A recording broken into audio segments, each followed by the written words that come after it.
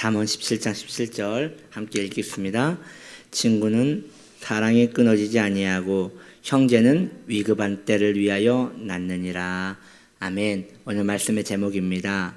덕이 있는 신앙생활 시리즈 첫 번째, 위로의 사람입니다. 오늘부터 우리는 덕이 있는 신앙생활이라는 시리즈를 하게 될 것입니다. 덕이 있는 신앙생활이란 성도님들이 교회 안에서만 신앙생활을 하는 것이 아니라 밖에서도 덕이 있는 신앙생활을 살아야지 이것이 구원받은 성도로서의 바람직한 삶이라는 이러한 내용인 것입니다. 오늘 본문은 말씀하십니다. 친구라면 다른 친구를 사랑으로 대해야 하고 형제라면 다른 형제의 위기 때에 위로가 되어야 한다고 성경은 말하고 있습니다. 성도는 이 세상에서 살아갈 때에 다른 이의 위로가 되어야겠습니다. 오늘은 성도가 위로되기 위하여 어떻게 살아야 하는지에 대하여 한번 생각해 봅시다. 첫째로 성도는 자신의 이미지가 주님의 이미지라는 것을 기억해야 할 것입니다. 성도는 주님의 이미지입니다. 성도의 이미지는 그래서 중요합니다. 성도 또한 이 세상을 살아가기에 누구에게나 칭찬받을 만큼 덕 있게 살고 있지는 않습니다. 누구에게나 사랑받을 수는 없습니다. 그러나 누구에게라도 미움을 받아서는 안 될 것입니다. 사람은 누구나 자신만의 이미지를 가지고 있습니다. 그리고 그 이미지는 자신의 입에서 나오는 것이 아니라 다른 이의 입에서 나오는 것입니다. 누군가가 나를 생각할 때 마음이 편안하고 같이 있고 싶고 싶은 사람이라면 지금 그분은 주님을 아름답게 드러내고 있는 사람일 것입니다. 그러나 반대로 누군가 나를 생각할 때 불편하고 같이 있으면 상처가 되고 불안하다면 지금 그분은 삶의 변화를 생각해 봐야 하는 것입니다. 한번 이미지가 굳어지면 그 이미지를 바꾸는 것은 쉽지 않습니다. 한 번의 실수뿐인데 자신의 이미지를 다른 이에게 좋지 않게 굳어졌다면 그 이미지는 평생 그 사람을 따라가기 때문입니다. 두 번째입니다. 굳어진 부정적 이미지를 바꾸려고 애를 씁시다. 그렇다면 내가 원치 않게 타인에게 불편한 이미지를 남겼다면 어떻게 그 이미지를 바꿀 수 있겠습니까? 가장 좋은 방법은 그의 어려움을 돌봐주는 것입니다. 누구에게나 어려움은 찾아오기 마련입니다. 그때는 외롭고 힘이 듭니다. 그때 친절과 위로를 베푸는 사람은 다시 자신의 이미지를 새롭게 할 수 있는 것이지요. 성도는 다른 이를 위로하는 데 있어서 그러므로 인색하면 안 되겠습니다. 특히 별로 친하지 않는 사람일지라도 자신의 그 주님에 대한 이미지를 보이기 위하여 다가가야 하는 것이지요. 나에게는 여러 사람 중에 한 사람일지 모르겠지만 어려움에 처한 그 사람은 지금 그때가 가장 어려운 때이기 때문에 함께 해줘야 하는 것입니다. 세 번째, 우리는 관계의 중요도에서 벗어납시다. 관계의 중요도에서 벗어납시다. 일반적으로 사람들은 관계의 중요도에 따라 상대를 대합니다. 그래서 중요도가 높은 사람의 행사에는 없는 시간도 내어 모두 참석하지만 별로 관계도 없고 얼굴만 아는 이에게는 그 사람에게 일어난 일보다 나의 피곤함과 분주함을 더 생각하게 되는 것이지요. 다른 일은 모르더라도 그 사람이 어려운 일에 있을 때에는 우리는 그 사람을 찾아가서 그 사람의 위로가 되기 위하여 마음을 써야 하는 것입니다. 위로에는 타이밍이 있습니다. 누구나 어려움이 있지만 그 어려움이 계속되진 않습니다. 그 어려움이 지난 다음에 얼마나 힘들었냐고 말해봐야 아무 필요가 없습니다. 지금 어려울 때, 가장 힘들 때, 그때 옆에서 그래도 그 옆에서 무엇인가 도움이 되고자 하는 그 마음이 같이 살고자 하는 마음이 있는 것이지요. 저는 이런 이야기를 들은 적이 있습니다. 어느 목사님 이야기인데요. 자신이 신학교 때에 너무 가난했는데, 그 옛날 신학교 때에 너무 가난했는데, 그때 아버지가 편찮으셨대요. 그래서 그 아버지, 그 병원비는 될 수 없고, 일단 병원에는 모시고 갔는데, 이걸 어떻게 하나? 라는 생각이 있는데, 같은 신학교 동기가 왜 이렇게 표정이 안 좋냐고. 그래서, 우리 아버지가 아프신데, 지금 병원비가 없어서 그렇다고 라고 하니까 그 신학도도 돈이 없는 거예요. 근데 일단 우리 좀 같이 가보자고. 그래서 같이 갔대요. 같이 가서 그분이 그냥 보고 인사드리고 기도하고 그냥 갔대요. 아무 도움도 안 됐대요. 그냥 와서 같이 있다가 그냥 간 거예요. 할 수 있는 것이 그거밖에 없으니까 그렇게 한 거예요. 그런데 그 목사님 말씀이 지금도 다른 사람들도 기억나지만 그분이 그렇게 기억이 난대요. 뭔가 이렇게 함께 하려고 했던 그 마음이 참 고마웠다라는 생각이 들었다고 합니다. 그렇습니다. 위로라는 것은 일단 같이 있어주는 것부터가 시작인 것이지요. 사람을 그 필요에 따라 대하는 사람은 시간이 지날수록 결국 기능적 관계만 남게 됩니다. 중요도에 따라서 이 사람은 꼭 내가 챙겨야 할 사람, 이 사람은 그냥 놔둬도 될 사람으로 사람을 구분하기 시작하면 그러한 신앙생활은 갈수록 외로워질 것이고 곤고해질 것입니다. 신앙은 공동체이며 관용하는 마음으로 사람들을 품어 내 주위에 있는 이들을 그리스도의 사람으로 만드는 것이 신앙인의 사명입니다. 신천지랑 하나님의 교회의 그 포교 방법을 보면요, 이렇답니다. 지방에서 대학 온 아이들 있잖아요. 그런 아이들이 타깃이 되는데 그때 그 아이들한테 누굴 보내냐면 그 아이들의 고등학교 선배들 혹은 대학 선배들을 붙여주는 거예요.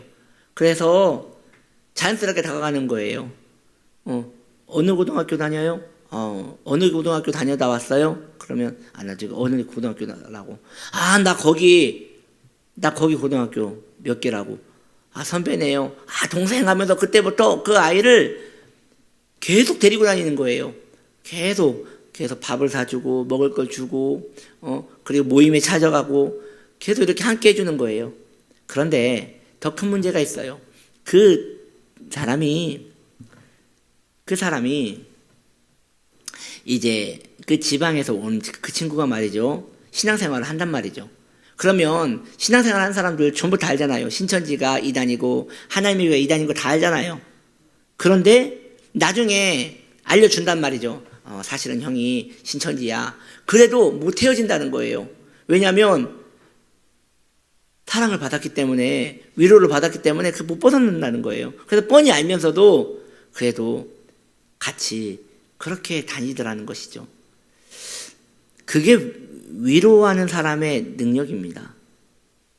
그 사람들은 잘못된 방법을 가지고 잘못된 목적을 가지고 그렇게 하는데, 우리 같이 예수님의 사랑을 잊고 있는 사람들은 당연히 위로의 사람이 되어야 하지 않을까 싶습니다. 믿음의 사람들은 다른 이의 고통을 외면하면 안 됩니다. 그들의 처지에 인색하면 안 됩니다. 교회 안에서만 신앙생활하면 안 됩니다. 밖에서도 다른 이를 섬기고 다른 이의 외로움을 돌봐주는 것, 이것이 또 밖에서의 우리의 신앙생활인 것입니다. 성도는 교회 안에서도 신앙생활을 해야지만 밖에서도 신앙생활을 해야 하는 것이에요. 네 번째, 사람이 열매입니다. 내 주위에 누구도 품어줄 사람이 없다면 이후에 주님 앞에 어떤 열매를 가지고 서겠습니까? 기억할 것이 있습니다. 사역의 결과가 열매가 아니라 결국 사람이 열매입니다. 무슨 일을 했느냐가 열매가 아니라 누구를 남겼느냐가 열매인 것입니다. 내 옆에 있는 사람이 열매이기에 내 옆에 내가 섬기는 사람이 있다면 그 사람은 지금 열매를 남기고 있는 것이고, 내 주위에 아무도 없다면 지금 열매가 없는 그런 신앙생활이라는 것이죠. 모든 관계는 희생을 걸음으로 합니다. 관계 좋아서 하는 사람 없어요. 희생을 배경으로 하는 것이에요. 내가 좋아하는 사람에게만 친절을 베푸고 그에게 위로를 베푼다면 그것은 이방인도 하는 것이라고 예수님은 말씀하셨습니다. 가능한데 모든 관계 속에 있는 자들을 품어주려 하고 위로의 사람이 되려 한다면 하나님의 영광을 위하여 그는 덕 있게 살 수 있는 것입니다. 모든 관계는 내가 좋아하는 사람 외에는 다 불편합니다. 그럼에도 그것을 감수하고 위로를 베푸는 삶이 아름다운 삶인 것입니다. 어려움에 처해 있는 사람들을 일부러 찾아갈 필요는 없는 것 같습니다. 우연히 그런 일을 알게 되고 그런 사람을 알게 되었을 때 어려움 처지에 있는 사람들에게 할 수 있는 한 위로의 사람이 되기 위하여 마음을 여셔야 하겠습니다. 그리고 내가 할 수 있는 한도 안에서 그 사람을 위로해주면 그만인 것입니다. 다섯 번째로 피해야 할 황제적 발상의 인간관계가 있습니다. 황제적 발상의 인간관계. 그게 무슨 말일까요? 성도가 피해야 할 인간관계입니다. 황제적 발상의 인간관계. 그것은 관계를 자기중심적으로 맺는 사람을 말하는 것입니다. 그래서 자신을 도와주는 사람은 당연한 것이고 자신이 돕는 사람은 자신이 큰 인심을 쓰는 것이라고 생각하는 것이죠. 나를 돕는 사람은 당연한 것이고 내가 돕는 사람은 내가 큰 인심을 쓰는 것 같은 마음, 이것이 황제적 발상의 인간관계를 맺는 사람입니다. 빌리 그레엄 목사님은 말씀하시기를 하나님께서 성도를 위로하시는 이유는 위로하시기 위하여 위로하심이 아니요 그가 위로의 사람이 되기를 원하셔서 위로하시는 것이라 하였습니다. 그리스도께서 이 땅에 오신 이유는 소망 없는 이들에게 위로가 되시기 위함입니다. 그렇다면 성도의 삶도 위로의 풍성한 삶을 살아야 하지 않겠습니까? 여러분 그 말 들어보신 적 있지요?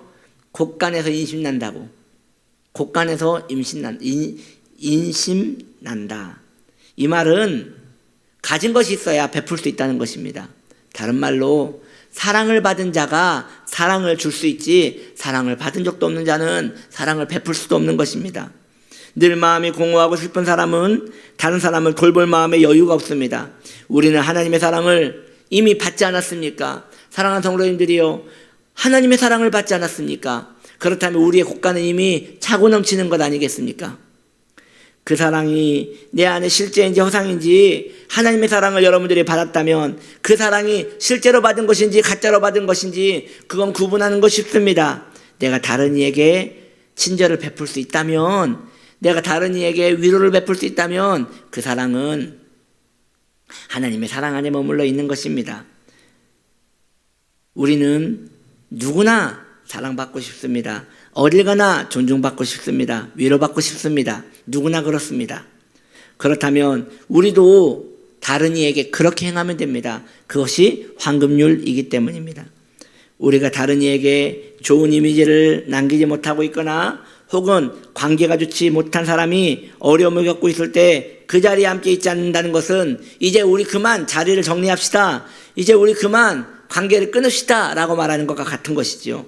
이 절교선언에 익숙한 사람은 나중에 열매가 없는 것이에요. 아무도 자기 주위에 없을 것입니다.